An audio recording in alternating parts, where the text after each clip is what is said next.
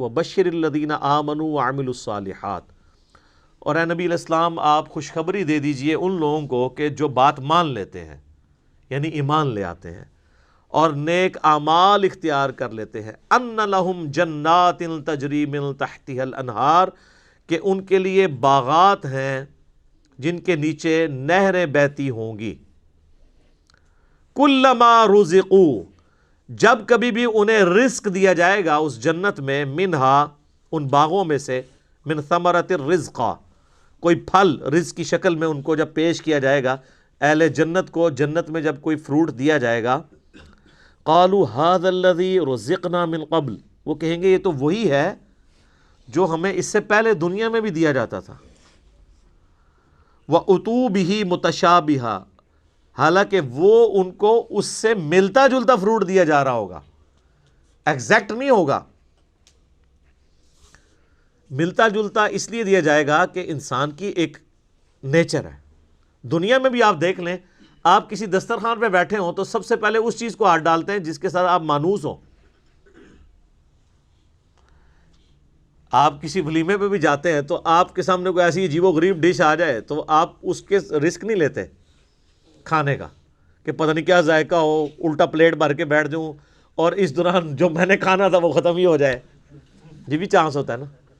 تو انسان مانوس اس چیز کے ساتھ ہوتا ہے جو پہلے اس نے اس کو ایکسپیرینس کیا ہو، یہ اللہ تعالیٰ نے انسان کی نیچر رکھی ہے۔ تو جنت میں بھی ابتدائی مہمان نوازی کے طور پہ جنتیوں کو وہ رزق دیا جائے گا جو دنیا میں وہ ایکسپیرینس کر چکے ہیں، آم، کیلا، انار، سیب، جو ہمارے ایکسپیرینس میں۔ اب دیکھنے میں تو وہ فروٹ دیکھنے میں تو ویسا ہی ہوگا، تو وہ کھانے سے پہلے یہ بات کریں گے کہ تو یہ وہی چیز ہے، ایتھے بھی آ کے وہی کچھ، لیکن اللہ فرمائے گا کہ ان کے اس کی طرح کا ہوگا لیکن ویسا نہیں ہوگا۔ اب انور اٹور کا ذائقہ اور ایک دیسی آم کا ذائقہ برابر ہو سکتا ہے؟ دیکھنے میں تو دونوں ایک جتنے ہوتے ہیں، شکل و صورت بھی ملتی جلتی ہوتی ہے، لیکن زمین آسمان کا فرق ہے ٹیسٹ میں۔ اسی طریقے سے چونسے کا ٹیسٹ ہو یا کسی دوسرے آم کا، وہ برابر نہیں ہو سکتا۔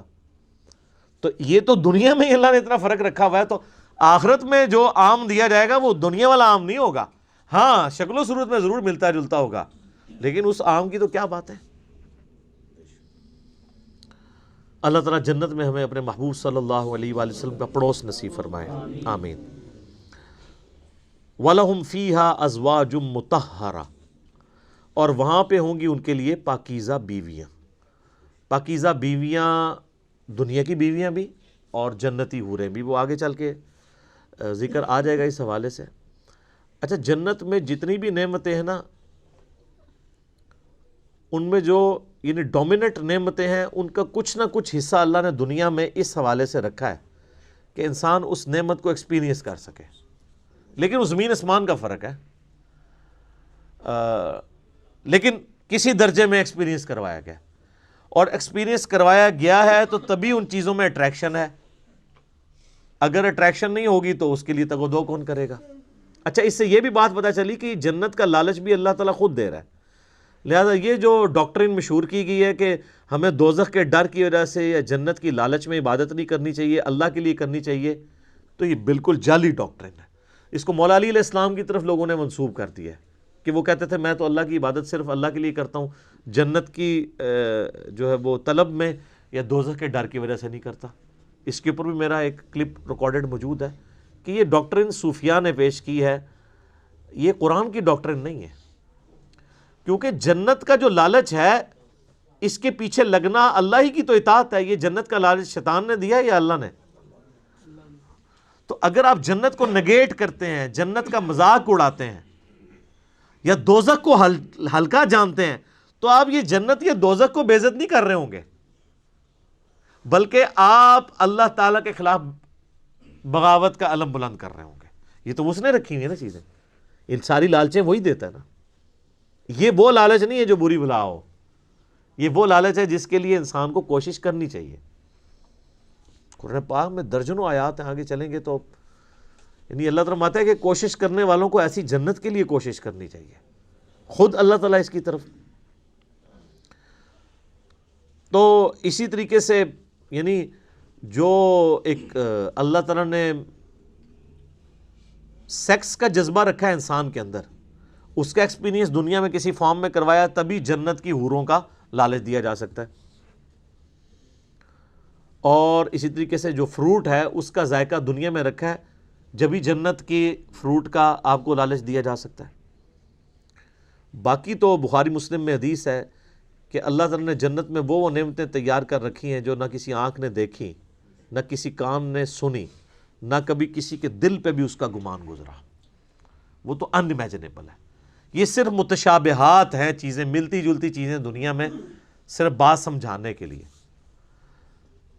اور دنیا کی نعمتیں تو فنا ہونے والی ہیں، لیکن ان نعمتوں کے ساتھ آ رہا ہے وَهُمْ فِيهَا خَالِدُونَ، وہ رہیں گے ہمیشہ ہمیش اس کے اندر، نہ ختم ہونے والی نعمتیں۔ اچھا دنیا میں کوئی بڑے سے بڑی بھی نعمت ہے نا، وہ اچھی انسان کو لگتی ہے، لیکن جیسے ہی اس کے چھوٹ جانے کا خیال آتا ہے تو دل کے اوپر غم کا غلبہ ہو جاتا ہے۔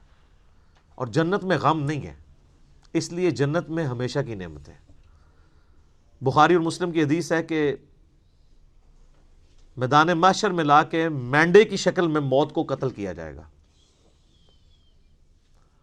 اور جب بلایا جائے گا تو باقاعدہ ایک یعنی ندا کی جائے گی، جہنمی جو ہے جہنم کے کنارے پہ آ جائیں گے اس خوشی کی وجہ سے کہ شاید ہمارے نکلنے کے لیے کوئی اب سبب ہونے لگا ہے، اور جنتی جنت کے کنارے پہ آئیں گے اس ڈر کے ساتھ کہ ہمیں کہیں جنت سے نہ نکال دیا جائے۔ تو پھر اللہ تعالیٰ موت کو مینڈے کی شکل میں لا کے وہاں پہ ذبح کرے گا، اور پھر کہا جائے گا کہ جنتیوں کے لیے خوشخبری ہے کہ انہیں کبھی موت نہیں آئے گی، اور دوسری طرف جہنمیوں کے لیے ہمیشہ کا غم ہے کہ ان کو بھی موت نہیں آئے گی۔ تو قرآن میں آتا ہے سورہ فرقان میں، آج ایک موت نہیں کئی موتیں مانگو، موت نہیں تمہیں آئے گی، ہزاروں موتیں مانگو، موت نہیں آنے کی، کیونکہ موت آ جائے تو پھر تکلیف ختم ہو جائے، لیکن وہاں پہ موت نہیں آئے گی۔ اللہم اجرنا من النار، اللہم اجرنا من النار، اللہم اجرنا من النار، آمین۔ اللہم من احییتہ منا فاحیہ علی الاسلام، ومن توفیتہ منا فتوفہ علی الایمان، آمین۔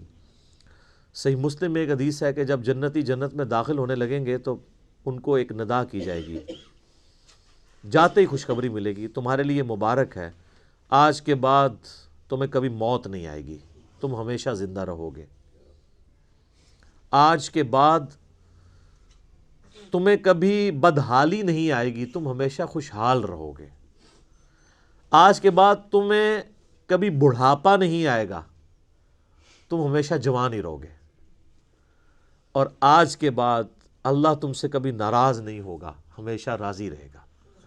یعنی دنیا میں تو سب سے بڑی اہل ایمان کے لیے ٹینشن ہی یہی ہے نا کہ میں نے یہ کیا تو ناراض نہ ہو جائے۔ جنت وہ جگہ ہے جہاں کچھ بھی کر لیں اللہ ناراض نہیں ہوگا۔ ہر وہ چیز جو دنیا میں بھی جرم تھی وہاں جا کے وہ جرم نہیں رہے گی۔ دنیا میں مرد کے لیے سونا پہننا حرام ہے، اور جنت میں سونے کے کنگن پہنائے جائیں گے، ریشم کا لباس پہنایا جائے گا۔ قرآن پاک میں آتا ہے، بخاری مسلم میں درجنوں احادیث ہیں، جسے شوق ہو تو مشکات المصابیح کی 3 جلد میں جنت والا چیپٹر پڑھ لیں تو آپ کو اندازہ ہوگا کہ جنت میں اللہ تعالیٰ نے کیا کچھ رکھا ہے انسان کے لیے۔ لیکن یہ بات اپنی جگہ ہے، ایک حقیقت ہے کہ جنت پہنچنا بڑا مشکل ہے، یہ سب سے بڑا المیہ ہے۔ یہ تو بابوں نے آپ کو ایک خدا کا تعارف کروایا نا کہ جنت تو اپنی جیب ہی ہے، کتابیں یہ نہیں بتاتی، کتابیں کچھ اور ہی بتاتی۔ صحیح مسلم میں حدیث ہے کہ اللہ تعالیٰ نے جنت کو ناگوار چیزوں سے ڈھانپ رکھا ہے، یعنی جنت تک پہنچنے کے لیے کئی ناگوار چیزوں سے آپ کو گزرنا پڑے گا، پھر جنت آئے گی۔ اور جہنم کو اللہ تعالیٰ نے خوشنما چیزوں سے ڈھانپ رکھا ہے، یعنی ہر اٹریکٹ فل چیز دوزخ کی طرف لے کے چلی جائے گی۔ ناگواری تو ہے نا، یعنی روزانہ 5 وقت نماز پڑھنا دنیاوی طور پہ ایک تردد تو ہے، سردیوں میں وضو کرنا ایک تردد تو ہے، گرمیوں کے روزے رکھنا ایک تردد تو ہے، حلال اور حرام کا فرق کرنا ایک تردد تو ہے، اور دوسری طرف آپ جو اپنی مرضی کے مطابق کوئی بھی کام کرتے جائیں وہ سیدھا آپ کو دوزخ کی طرف لے جائے گا، جو آپ اپنی مرضی سے کریں گے۔ اور جو اللہ کی مرضی سے کرنا پڑتا ہے اس میں تردد تو ہے، ظاہر وہ نفس کے خلاف ہے۔ تو یہ مسلم شریف کی حدیث کمال حدیث ہے کہ جنت ناگوار چیزوں سے ڈھانپی ہوئی ہے اور جہنم خوشنما چیزوں سے۔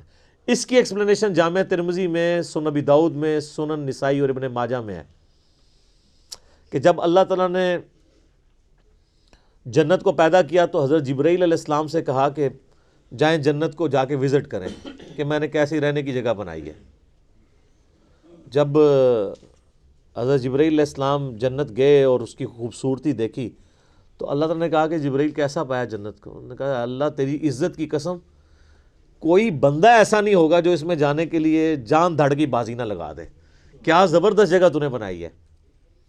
اللہ نے فرمایا اچھا، اللہ تعالیٰ نے جنت کو ناگوار چیزوں سے ڈھانپ دیا، جو مسلم شریف کی حدیث ہے، اور کہا اب جا کے ذرا جنت کو دیکھو۔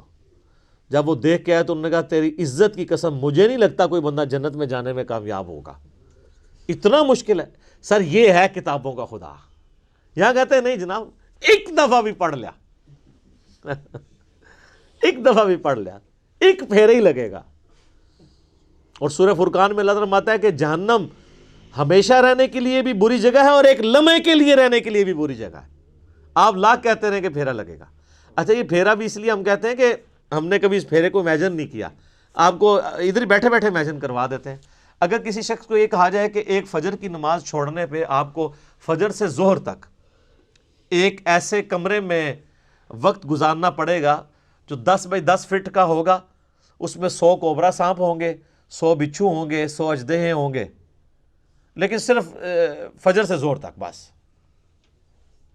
تو کوئی امیجن بھی کر سکتا ہے اس کو؟ وہ ان سانپوں کو تو آپ مار بھی سکتے ہیں، تو جہنم کے سانپ کے بارے میں کوئی سوچ بھی سکتا ہے؟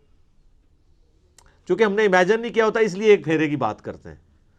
اور یہ تو بہت بڑی میں نے مثال دی ہے۔ اگر کسی شخص کو کہا جائے نا کہ فجر کی نماز چھوڑنے پہ فجر سے زور تک آپ کو صرف ایک موم بتی کا وہ چھوٹا سا جو فلیم ہوتا ہے نا اس کے اوپر یوں ہاتھ رکھنا پڑے گا فجر سے زور تک، سر 10 سیکنڈ نہیں کو رکھ سکتا، تو یہ کہنا آسان ہے پھیرے والی بات۔ اچھا وہ جو ترمذی، ابو داؤد، نسائی، ابن ماجہ کی حدیث ہے نا، اس میں آگے آتا ہے کہ پھر اللہ تعالیٰ نے حضرت جبرائیل سے کہا کہ جہنم جب پیدا کی، فرمایا جہنم کو جا کے دیکھو۔ جہنم دیکھ کے آئے، انہوں نے کہا اللہ تیری عزت کی قسم مجھے نہیں لگتا کوئی بندہ کوشش کرے گا کہ کوئی بھی ایسا عمل کرے کہ دوزخ میں جا کے گرے، یہ تو جگہ ہی ایسی تو نے بنا دی ہے۔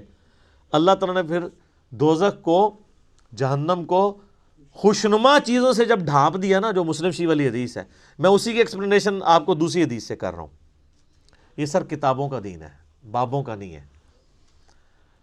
تو حضرت جبرائیل علیہ السلام جب گئے واپس آئے، کہا اے اللہ تیری عزت کی قسم مجھے نہیں لگتا کوئی بندہ جہنم میں جانے سے بچ سکے گا، اتنا خوشنما تو نے بنا دیا، یہ تو سارے ہی جائیں گے جہنم میں۔ اور سب نظر بھی آ رہا ہے، نظر بھی آ رہا ہے، کیا دیندار، کیا بے دین، کیا مسلمان، کیا کافر، آپ کو بغاوت دیکھیں عروج پہ نظر آتی ہے۔ اور جو آپ کو دیندار نظر بھی آ رہے ہیں، یہ بھی اللہ نے پردے رکھے ہوئے ہیں۔ کچھ کے پردے تو ہمارے جیسے لوگوں کے سامنے کھل بھی جاتے ہیں اور ہم آپ کو کھول کھول کے بتاتے ہیں، پھر بھی نہیں آپ کا دماغ کھلا تو آخرت میں تو کھل ہی جانا ہے، اوہ یہ کیا ہوا۔ نہیں، بڑا سینسٹیو ایشو ہے میرے بھائی۔ تو یہ اللہ تعالیٰ نے جہنم اور دوزخ کا جو معاملہ رکھا ہے، یہ اگر یہ چیزیں نہ ہوتی تو کوئی بھی شخص اللہ تعالیٰ کو رسپانس نہ کرتا۔ میرا یوٹیوب پہ کلپ بھی ہے، خدا انسان کی ضرورت کیوں ہے؟ خدا انسان کی ضرورت ہے ہی اس لیے کہ انسان مر جاتا ہے۔ اگر انسان نے مرنا نہ ہو اور انسان کے اوپر کوئی مشکل وقت نہ آنا ہو، انسان کی ضرورت اللہ کبھی رہتا ہی نہیں ہے۔ یہ تکلیفیں اور موت، یہی تو ایک تلوار لٹک رہی ہے کہ یار میں نے مرنا ہے، کسی کو منہ دکھانا ہے جا کے۔ آپ ایک لمحے کے لیے امیجن کریں کہ اگر آپ نے مرنا نہ ہو اور آپ کو کبھی کوئی تکلیف نہ آئے، یہ دو چیزوں کی گارنٹی ہو، تو سر نماز کس نے پڑھنی ہے؟ تو یہ ساری دھمکیاں ختم ہو جائیں گی نا پھر دوزخ کی۔ تکلیف نہ آنے کا مطلب ہے کوئی کچھ نہیں کرے گا، موت نہ آنے کا مطلب ہے آپ اپنی زندگی انجوائے کریں گے، اور تکلیف نہ آنے کا مطلب ہے کہ پھر آپ کو کوئی نہ کوئی رزق کے حوالے سے ایشو ہوگا، نہ اور کوئی تکلیف پہنچے گی۔ تو یہ سر دنیا میں پاسبل نہیں، جنت میں ہی ہے۔ لیکن دنیا میں بھی یہ ہو جائے نا تو اللہ تعالیٰ انسان کی ضرورت نہیں رہتا. اسی لیے اللہ تعالیٰ نے یہ موت کا الذی خلق الموت والحیات لیبلوکم ایکم احسن عملا رکھا ہوا ہے. یہ جو تلوار لٹکائی ہے وہ اسی لیے تو لٹکائی ہے. تو یہ ساری چیزیں نہ ہو تو انسان کا قبلہ نہیں درست ہوتا. گھنٹوں بولا جا سکتا ہے. اگلی بڑی اہم ترین آیت ہے آیت نمبر 26. قرآن حکیم کے اسلوب کے اوپر ایک کافروں نے اعتراض کیا تھا اور کچھ نہیں، یعنی وہ قرآن کے مثل کوئی صورت تو نہیں بنا کے لا سکے، لیکن ایک اعتراض انہوں نے کیا تھا کہ اگر یہ اللہ کی کتاب ہے تو اللہ تو اتنا پڑھا لکھا ہے، اتنا ایجوکیٹڈ ہے، اتنی اونچی ہستی ہے، لیکن قرآن میں مثالیں وہ بیان کرتا ہے، کبھی مکھی کی، کبھی جو ہے وہ مکڑی کی. سورۃ العنکبوت میں کافروں کے ایمان کو مکڑی سے تشبیہ دی. سورہ الحج کے اندر کہا کہ یہ جن کو اللہ کے سوا پکار رہے ہیں یہ ایک مکھی پیدا نہیں کر سکتے، اور مکھی سے کوئی چیز چھین کے لے جائے یہ واپس نہیں لا سکتے. تو اتنی بڑی کتاب میں اتنی حقیر چیزوں کی مثالیں کیوں ہیں؟ تو اس قرآن کا اسلوب کہ قرآن مشکل کتاب نہیں بلکہ اتنی آسان کتاب ہے، عام انسان کے ساتھ بحث کرتی ہے. دیکھ لیں آپ، اس میں کوئی فلسفیانہ باتیں اس طریقے سے نہیں ہیں، موٹی موٹی باتیں ہیں. تو اگر یہ اللہ کی کتاب ہوتی تو بڑی مشکل ہونی چاہیے تھی، علماء سے پوچھ کے چلنا چاہیے تھا. پھر تو یہی کہتے ہیں نا وہ. اور قرآن کم از کم 4 دفعہ سورۃ القمر میں کہہ رہا ہے وَلَقَدْ يَسَّرْنَا الْقُرْآنَ لِلذِّكْرِ فَهَلْ مِن مُدَّكِرٍ. قرآن کو ہم نے نصیحت کے لیے آسان کر دیا ہے کوئی جو نصیحت حاصل کرے اس سے؟ تو اتنی مشکل کتاب ہونی چاہیے تھی اگر یہ اللہ کی کتاب ہے. تو اللہ تعالیٰ نے وہ متھ توڑی ہے. وَبَشِّرِ الَّذِينَ آمَنُوا وَعَمِلُوا الصَّالِحَاتِ، اور بشارت دے دیجئے اے نبی ان لوگوں کو کہ جو ایمان لائے اور جنہوں نے نیک عمل کیے، أَنَّ لَهُمْ جَنَّاتٍ تَجْرِي مِن تَحْتِهَا الْأَنْهَارُ، کہ ان کے لیے وہ باغات ہیں کہ جن کے دامن میں ندیاں بہتی ہوں گی. لفظی ترجمہ ہوگا جن کے نیچے ندیاں بہتی ہوں گی. مراد اس سے کیا ہے؟ عام فطری باغ وہ ہوتے تھے کہ جس میں ذرا اونچائی پر جو ہے درخت لگے ہوئے ہیں اور دامن میں ندی بہ رہی ہے، تو اس سے خود بخود جو ہے وہ اریگیشن، نیچرل اریگیشن ہو رہی ہے، درختوں کے جڑوں تک پانی پہنچ رہا ہے. 12 ترجمہ آپ لفظی کریں، ان کے نیچے ندیاں بہتی ہوں گی یا یہ کہ جن کے دامن میں ندیاں بہتی ہوں گی. کلما رزقوا منہا من ثمرۃ رزقا، جب بھی کبھی انہیں دیا جائے گا کوئی پھل رزق کے طور پر کھانے کے لیے جنت میں، قالوا ھذا الذی رزقنا من قبل، وہ کہیں گے یہ تو وہی شے ہے جو ہمیں پہلے بھی ملتی تھی. اس کا ایک مفہوم یہ ہے، یہ جو نزل ہے ابتدائی جو ہے دعوت ہے، ابتدائی ضیافت جو ہوگی اس میں وہی چیزیں کہ جو معروف ہے، جانی پہچانی ہے. یہ رمان، یہ دیکھیے یہ انار آ رہا ہے خوبصورت، یہ انگور ہے خوبصورت، یہ نخیل ہے، یہ نخل ہے، یہ رطب ہے، لیکن ذائقے کی کوئی نسبت و تناسب ہی نہیں ہوگا. وہ کہیں گے وہی شے ہے جو ہمیں پہلے ملتی تھی. وَأُتُوا بِهِ مُتَشَابِهًا، مشابہ تو ہوگی وہ، لیکن ان کے ذائقے میں زمین و آسمان کا فرق ہوگا. اور ایک یہ بھی مفہوم لیا گیا کہ آخرت میں جنت میں بھی وہی میوے ملتے رہیں گے، لیکن ان کا ذائقہ بدلتا رہے گا. شکل وہ ہوگی لیکن ذائقہ وہی رہے گا کہ جس سے انسان کی پھر طبیعت بھر جاتی ہے ایک ہی شے کو کھاتے ہوئے. وَلَهُمْ فِيهَا أَزْوَاجٌ مُطَهَّرَةٌ، اور ان کے لیے ہوں گے اس میں بہت ہی پاک باز، نہایت پاک کی ہوئی بیویاں ہوں گی. أَزْوَاجٌ مُطَهَّرَةٌ وَهُمْ فِيهَا خَالِدُونَ، اور اس میں رہیں گے ہمیشہ ہمیش. یہ تو 3 جو اصول ہیں دین کے دعوت ایمان، توحید اور رسالت اور معاد، ایمان باللہ، ایمان بالرسول، ایمان بالآخرہ. اب ذرا کچھ ضمنی مسائل ہیں کہ جو بعض کفار کی طرف سے، بعض معترضین کی طرف سے پیش ہوتے تھے، وہ کبھی بھی اس چیلنج کا مقابلہ تو نہ کر سکے، میدان میں تو نہ آ سکے. یہ بالکل ایسی بات ہے جیسے کسی مصور کی تصویر پر اعتراض کرنے والے تو بہت تھے.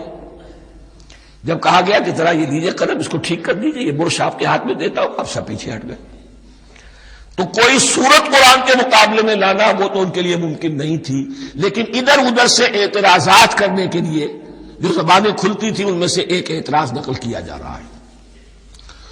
وہ یہ تھا کہ وہ کہتے تھے کہ قرآن مجید میں مکھی کی تشبیہ آئی ہے، یہ تو بڑی حقیر سی شے ہے. اعلیٰ کلام ہو اور اعلیٰ متکلم ہو، ویسی حقیر چیزوں کا تذکرہ نہیں کرتا۔ بیت العنکبوت مکڑی کا بھی ذکر ہے قرآن میں، اتنی حقیر شے کا، یہ کوئی اعلیٰ کلام نہیں۔ اس کا جواب دیا جا رہا ہے کہ اصل میں کہیں تشبیہ بیان کرنی ہے، تمثیل بیان کرنی ہے، تو دیکھنا یہ کہ جس شے کے لیے تشبیہ دی جا رہی ہے اس کی مناسبت والی شے ہو۔